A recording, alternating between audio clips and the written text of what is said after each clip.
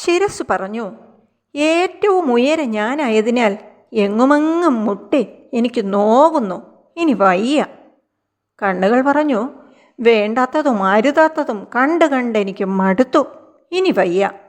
ചെവി പറഞ്ഞു, അനാവശ്യങ്ങളും നുണകളും കേട്ട് കേട്ട് എനിക്ക് മതിയായി, ഇനി വയ്യ. നാക്ക് പറഞ്ഞു, ഈ അരുചികൾ എനിക്കിനി സഹിക്കാനാവില്ല.